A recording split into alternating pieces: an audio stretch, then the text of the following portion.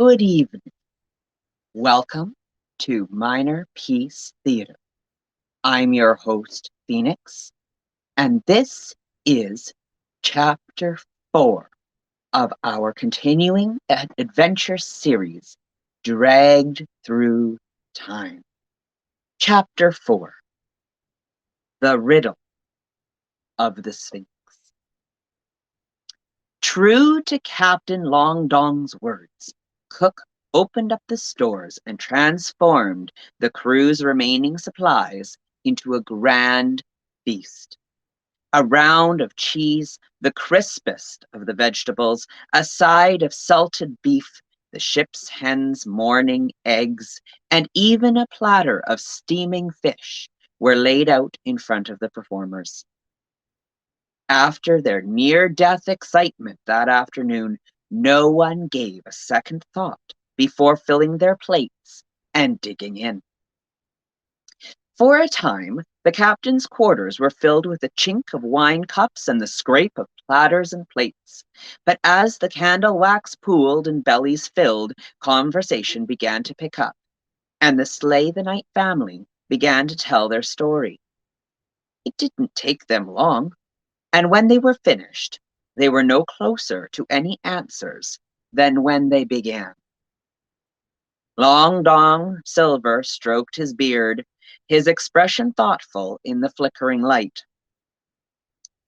What you have described is a tale that few would believe if they had not seen you appear out of thin air with their own eyes, he said, and even then my mind struggles to fathom that you are really here. But he spread his hands. There you are, and here you be, as real as my own bones. The family sat silently for a moment. Then Phoenix drew in a deep breath and met his gaze.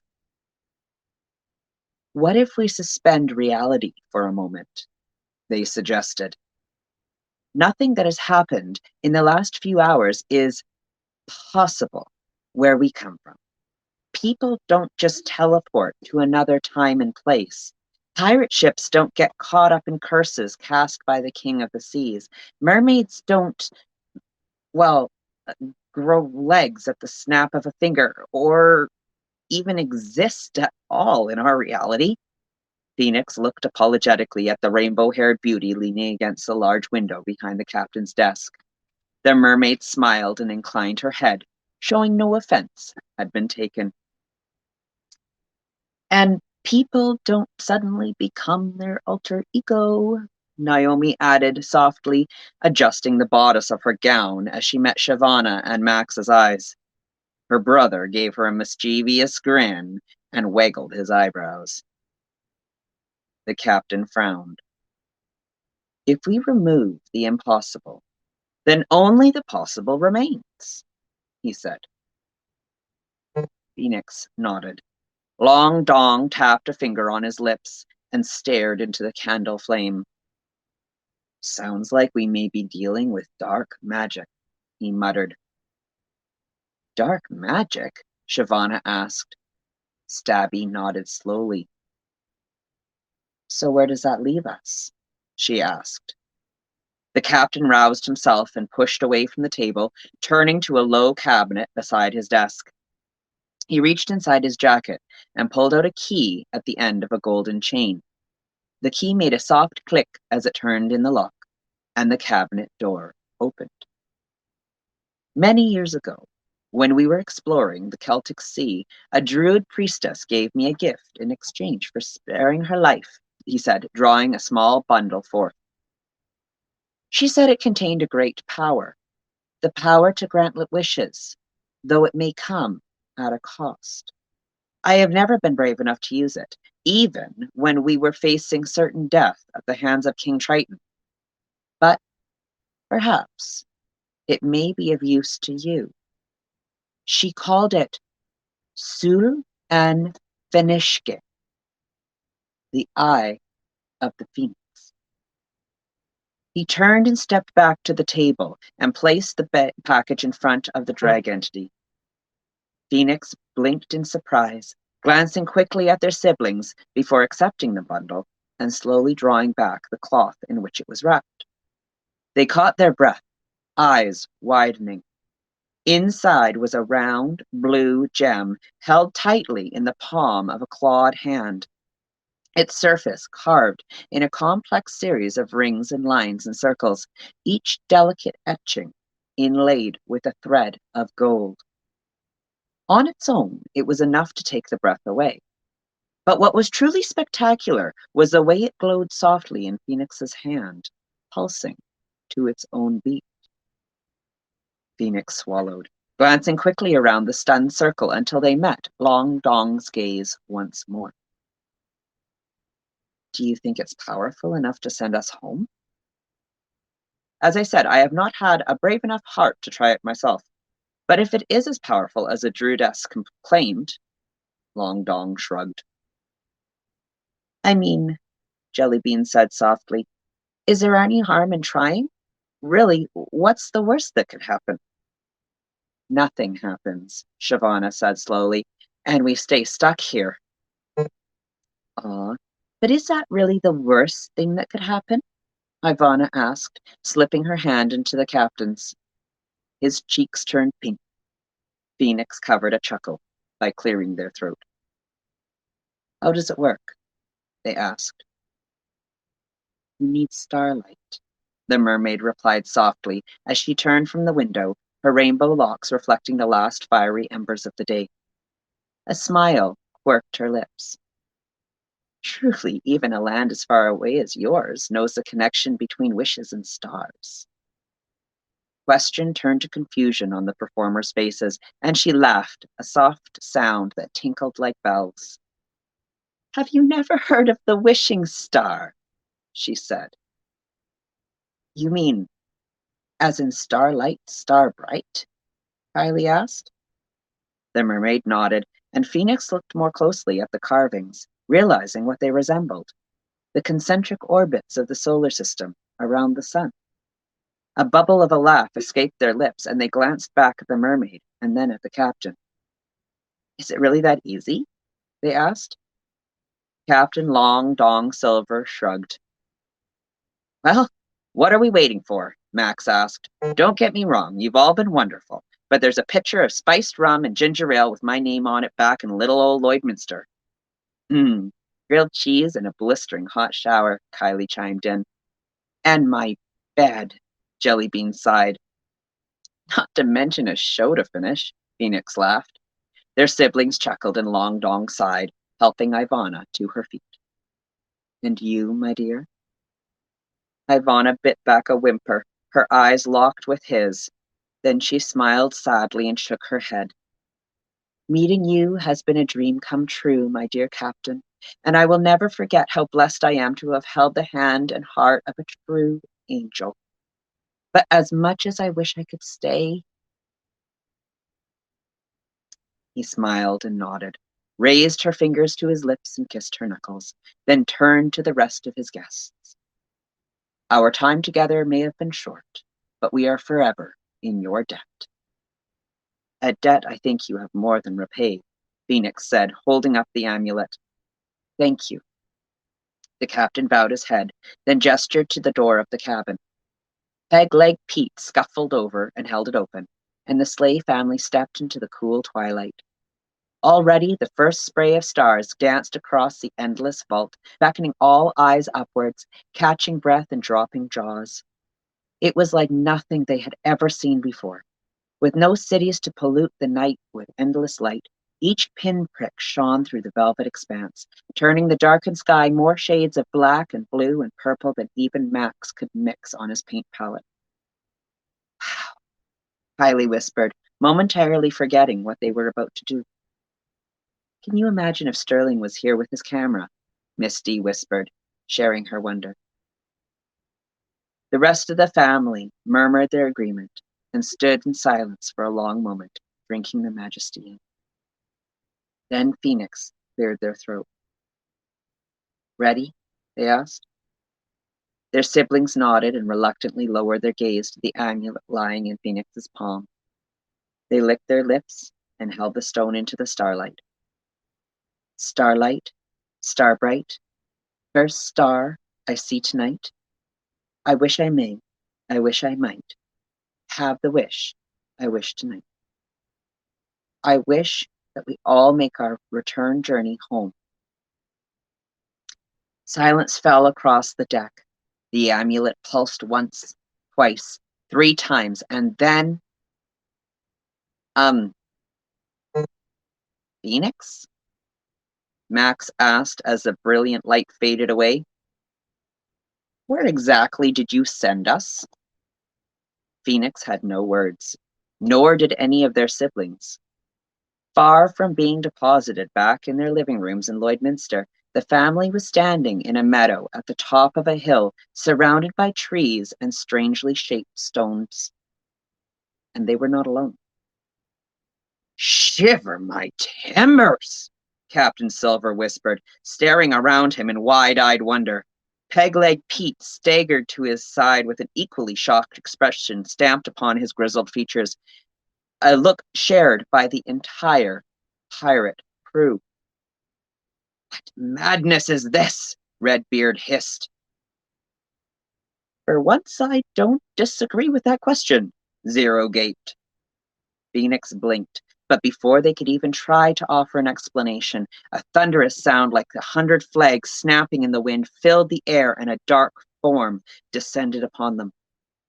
Screams sounded and legs moved at their own will as the pirates scattered and the sleigh crew stumbled back, colliding into one another. The form landed and turned sharply, wings outstretched and tail lashing, eyes sparkling like 1,000 stars and a low growl rumbling from its chest. Lion! Demon! Monster! Sphinx! Naomi gasped. The creature, hearing its name, turned its stunning face to the drag queen, contemplating her carefully. Similar to the giant statue standing guard on the Giza plateau, it had the body of a lion, yet the face and breasts of a beautiful woman. But unlike its famous counterpart, 2 large feathered wings arched from the creature's back, blocking the stars. It's from the mythos of ancient Greece, Phoenix whispered in awe. You mean, Ivana blinked, as in the riddle of the Sphinx? As in the Sphinx? Silence, the Sphinx hissed, her eyes narrowing ominously. I am the daughter of Echidna and Typhon, omen bringer of Hera herself. Who dares trespass these hills at this late hour? Why do I feel like we're on repeat here? Max muttered. Miss D swallowed and raised a hand, quietening him, then stepped forward with the same slow, reassuring movements she had used to calm the startled pirate crew earlier that day. Mighty Sphinx, she said, we are very sorry to trespass. We are simply travelers trying to find our way home, but our course seems to have been waylaid. Please, can you tell us where we are? I can tell you that, a voice said from the shadows. A woman stepped forward, her dark hair braided around her head in an intricate weave and lithe body draped in the soft folds of a flowing chiton. Her sandaled feet made scarcely a sound as she crossed the grass to the creature.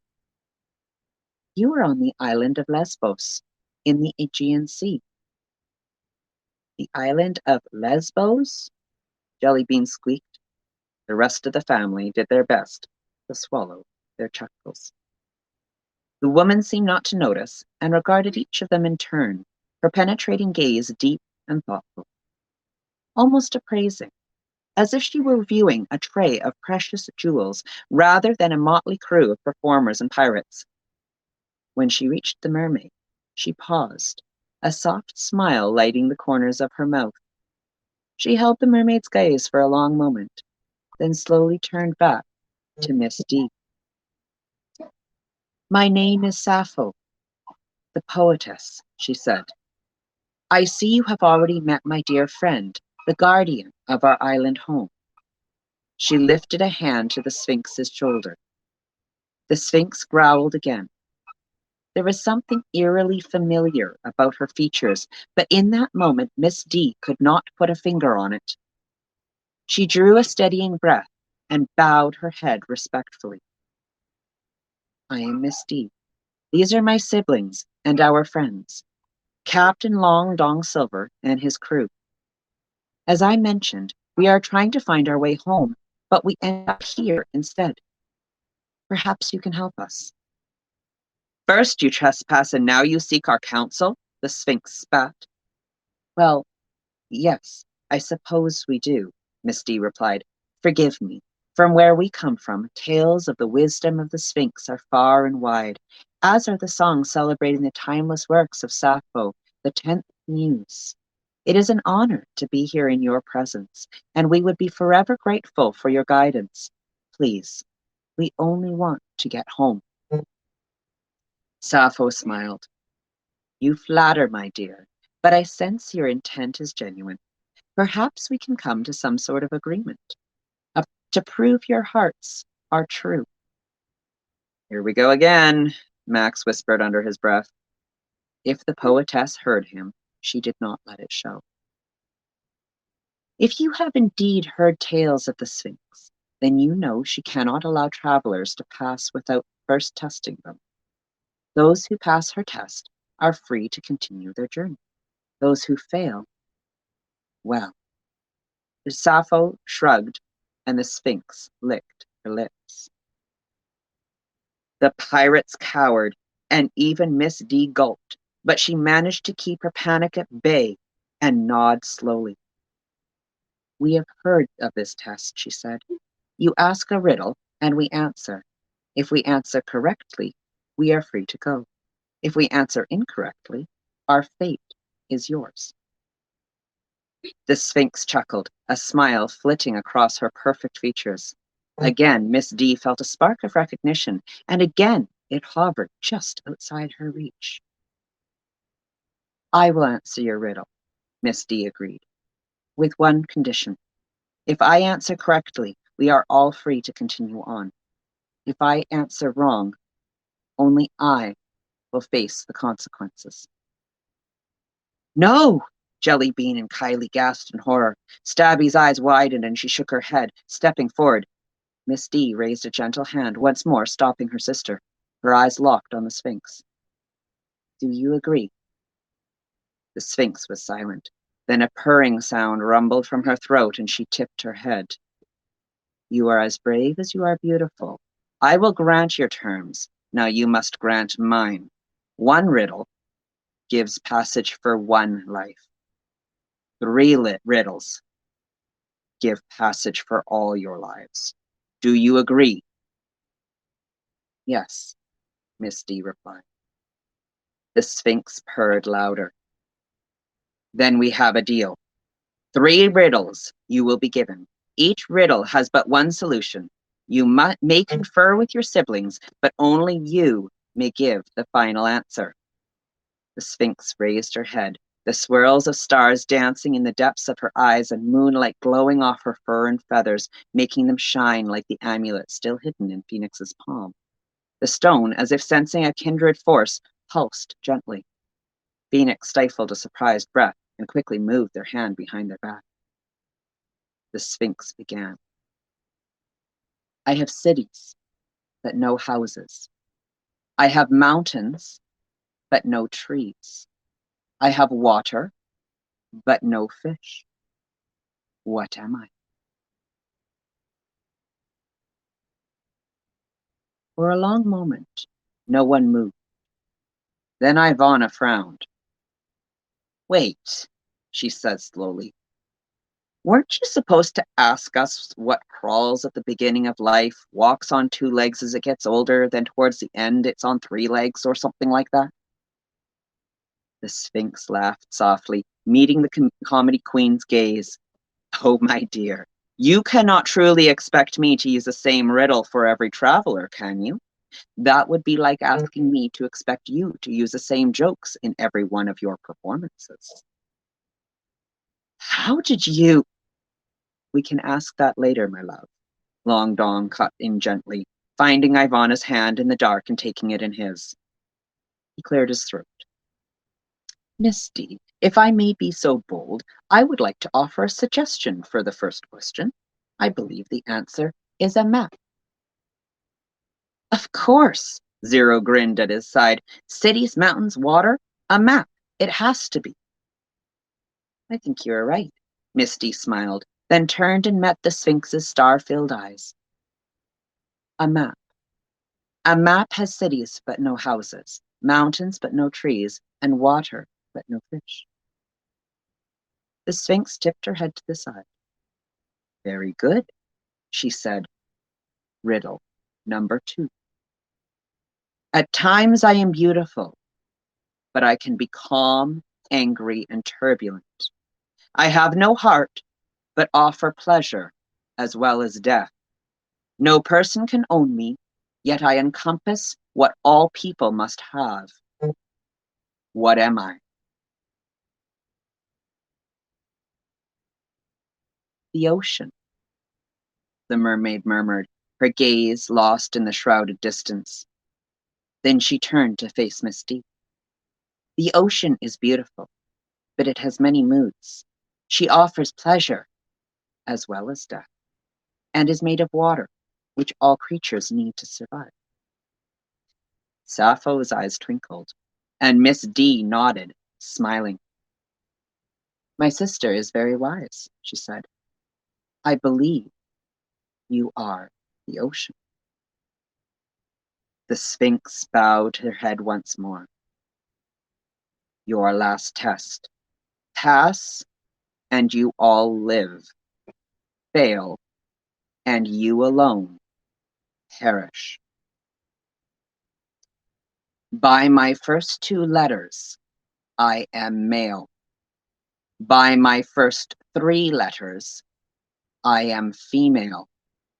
By my first 4 letters, I signify greatness. And by my whole, I am shared by the greatest of women.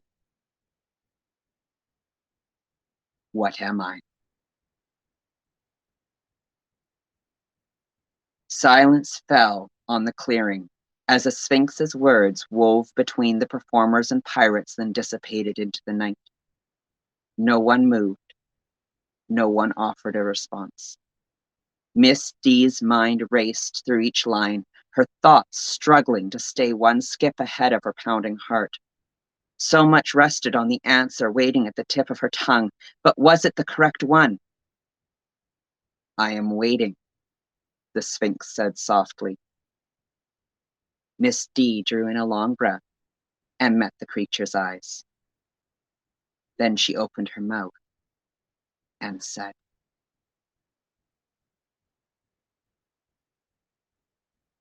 and that is where I leave you, at the end of chapter 4. Your task. What is Miss D's answer to the Sphinx's riddle? Leave your responses in the comments of this post or message our Slay family directly. If the correct answer is among your responses, and you may respond as many times as you want with as many answers as you think you could give. If the correct answer is somewhere among those responses, Miss D passes the test, and our family and their friends are allowed to continue their journey. If not, then you have sealed Miss D's fate. I hope everyone has a wonderful day and a wonderful evening. Thank you for tuning in to this episode of Minor Piece Theater. Good day, good evening, good night, goodbye.